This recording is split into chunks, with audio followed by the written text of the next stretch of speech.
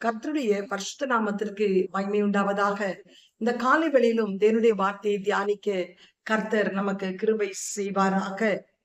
லூக்கா சுவிசேஷம் 23:28 வாசிக்கும் போது, இயேசு அவர்களை முகமாய் திருப்பி, எருசலேமின் குமாரத்திகளே, நீங்கள் எனக்காக அழாமல் உங்களுக்காகவும் உங்கள் பிள்ளைகளுக்காகவும் அழுங்கள் என்றார். எருசலேம் குமாரத்திகளே, எனக்காக நீங்கள் அழ வேண்டாம்.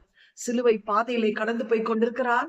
எல்லோரும் அந்த சிலுவையை அவர் சுமந்து, அந்த கோரமான அந்த சிலுவை பாதையை பார்க்கும்போது ரத்தம் வடிந்து முள்முடி சூட்டப்பட்டு அந்த சிலுவையை சுமக்க முடியாத அளவுக்கு சுமந்து போகும்போது எல்லா ஜனங்களும் விசேஷமாய் ஸ்திரீகள் அழுகிறதை கண்டவுடனே அவர் அந்த ஸ்திரீகளை திரும்பி பார்த்து சொல்லுகிறார், எருசலேம் குமாரத்திகளே, நீங்கள் எனக்காக அழாதீர்கள், உங்களுக்காகவும் உங்கள் பிள்ளைகளுக்காகவும் அழுங்கள் என்று சொல்லி, இன்றைக்கு நாம் நம்முடைய பிள்ளைகளுக்காக அழுது செபிக்க வேண்டிய ஒரு சூழ்நிலையிலே காணப்படுகிறோம்.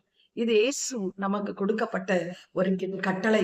இன்னைக்கு நம்முடைய பிள்ளைகள் காப்பாற்றப்பட வேண்டுமானால், நம்முடைய சபையில் இருக்கிற பிள்ளைகள் காப்பாற்றப்பட வேண்டுமானால், சமுதாயத்தில் இருக்கிற பிள்ளைகள் காப்பாற்றப்பட வேண்டுமானால், நாம் நிர்விசாரமா இருக்கிறது காலம் அல்ல. நம்முடைய பிள்ளைகளுடைய சமாதானம் நமக்கு பெரிதாய் இருக்க வேண்டுமானால், நம்முடைய பிள்ளைகள் கர்த்தரால் போதிக்கப்பட்டவர்களாய் காணப்பட வேண்டுமானால், நம்முடைய பிள்ளைகள் பந்தியை சுற்றி ஒளிவுமர கன்றுகளைப் போல் காணப்பட வேண்டுமானால், நம்முடைய பிள்ளைகள் துன்மார்க்கனுடைய ஆலோசனை நடக்காதபடி, பாவிகளுடைய வழியில நிற்காதபடி, பரியாசக்காரர் உட்காரும் இடத்தில் உட்காராதபடி, இரவும் பகலும் வேதத்தை தியானித்து உஷ்ணகாலத்திலும் இலையுதிராத மரத்தை போல் தப்பாமல் கனி கொடுக்க வேண்டுமானால், அவர்கள் செய்வதெல்லாம் வாய்க்கப்பட வேண்டுமானால், இன்றைக்கு ஸ்திரீகளாகிய நாம் நம்முடைய பிள்ளைகளுக்காக அழ வேண்டும். அப்பொழுதுதான் நம்முடைய பிள்ளைகள் காப்பாற்றப்படுவார்கள். உலகம் அவர்களை இழுக்க கூடாது. உன்னதமானவருடைய செட்டையின் மறைவிலே மூடி நம்முடைய பிள்ளைகள் பாதுகாக்கப்பட வேண்டும். கர்த்தருக்கு பயப்படுகிற பயமும் அவரை அறிகிற அறிவிலும் நம்முடைய பிள்ளைகள் நாளுக்கு நாள் வளர்ந்து விருத்தி அடைய வேண்டும். கர்த்தருக்கு ஸ்தோத்திரம் உண்டாவதாக. இந்த வேளையிலே கூட இதைதான் எரேமியா கூட புலம்பல் புஸ்தகத்தில் எழுதியிருக்கும் போது அவர் ஸ்திரீகளுக்கு சொல்லுகிறார். புலம்பல் 2:19, 20, 21, 22 வாசிக்கும் போது, எழுந்திரு, ராத்திரியிலே முதற் ஜாமத்தில் கூப்பிடு, ஆண்டவரின் சமூகத்தில் உன் இருதயத்தை தண்ணீரை போல் ஊற்றிவிடு.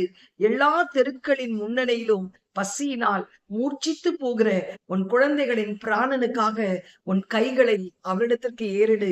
கர்த்தாவே, யாருக்கு இந்த பிரகாரமாய் செய்தீர் என்று நோக்கி பாரும். ஸ்திரீகள் கை குழந்தைகளாகிய தங்கள் கர்ப்பக்கனியை தின்ன வேண்டுமா? ஆண்டவருடைய பரிசுத்த ஸ்தலத்தில் ஆசானுடைய தீர்க்கதரிசி கொலை செய்யப்பட வேண்டுமா? இளைஞனும் முதிர் வயது உள்ளவனும் தெருக்களில் தரையிலே கிடக்கிறார்கள். என் கன்னிகைகள் என் வாலிபரும் பட்டயத்தால் விழுந்தார்கள். உமது கோபத்தின் நாளில் வெட்டி அவளை தப்ப விடாமல் கொன்று போட்டீர். பண்டிகை நாளில் கும்புகளை வரவழைப்பதை போல் சுற்றிலுமிருந்து எனக்கு திகில்கள் வரவழைத்தீர். கர்த்தருடைய கோபத்தின் நாளிலே தப்பினவர் மீதியானதும் இல்லை. நான் கைகளில் ஏந்தி வளர்த்தவர்களை என் பகைஞன் நாசம் பண்ணினார். நான் என் கைகளிலே ஏந்தி வளர்த்த பிள்ளையை இன்றைக்கு பகைஞன் நாசம் பண்ணினான். இன்றைக்கு சத்ரு வாலிப பிள்ளைகள் மீது ஒரு டார்கெட்டை வைத்திருக்கிறார்கள்.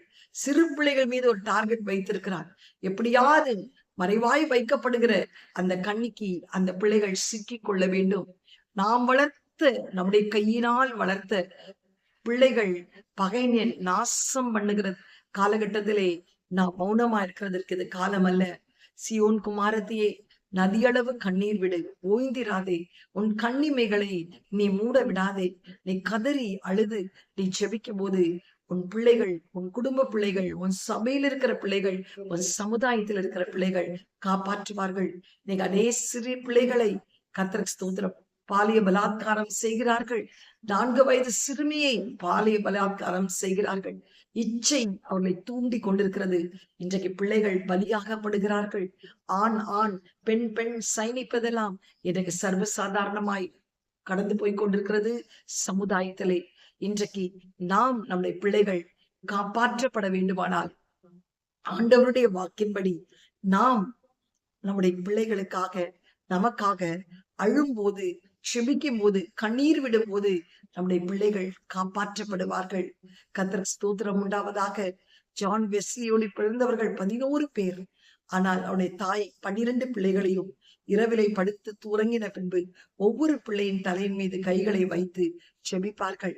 ஜான் வெஸ்லி மீது செபிக்கும் போது அவர்கள் சொல்வார்களாம், இந்த பிள்ளை மரித்தோரை உயிரோடு எழுப்பக்கூடிய வல்லமையோடு அவன் ஊழியம் செய்ய வேண்டும் என்று சொல்லி ஒவ்வொரு நாளும் அந்த தாய் ஜெபிக்கிற ஜெபம் கேட்கப்பட்டு ஜான் வெஸ்லி அந்த 12 பிள்ளைகளிலும் விசேஷித்த அபிஷேகம் பெற்று மரித்தவர்களை உயிரோடு எழுப்பக்கூடிய அந்த கிருபையை பெற்றார்.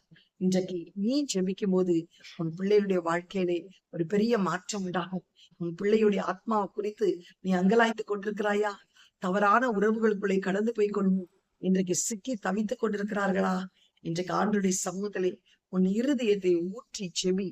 ஆண்டவர் உன் பிள்ளைகளுடைய வாழ்க்கையை மாற்றுவார். உன் பிள்ளைகளுடைய ஆத்மா விசேஷித்த விதத்திலே காப்பாற்றப்படும். கண்களை மூடி ஜெபம் செய்வோம். எங்களை அதிகமாய் நேசிக்கிற நல்ல தகப்பனே, இந்த காலை வெளியிலும் ஆண்டவரே அப்பா, நீர் எருசலேமின் குமாரத்திகளுடைய முகங்களை பார்த்து எனக்காக அழாதீர்கள், உங்களுக்காகவும் உங்கள் பிள்ளைகளுக்காகவும் அழுங்கள் என்று சொன்னீரே.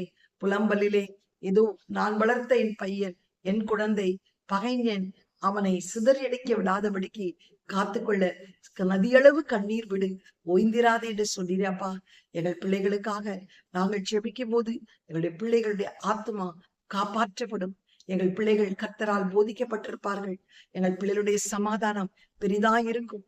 எந்த வன்கண்களும் பொறாமை நாவிகளும் எங்கள் பிள்ளைகளை அலக்கழிக்காதபடி மறைவாய் வைக்கப்படுகிற எல்லா கண்ணிகளுக்கும் வேடனுடைய கண்ணிக்கு தப்பின குருவிய போல் அவருடைய ஆத்மா தப்புவிக்க கர்த்தர் கிருபை செய்வீராக. எங்களை தாழ்த்துகிறோம், கரத்தில் ஒப்புக் கொடுக்கிறோம் இயேசுவின் மூலம் நல்ல பிதாவே, ஆமேன். God bless you. Have a blessed day. Amen.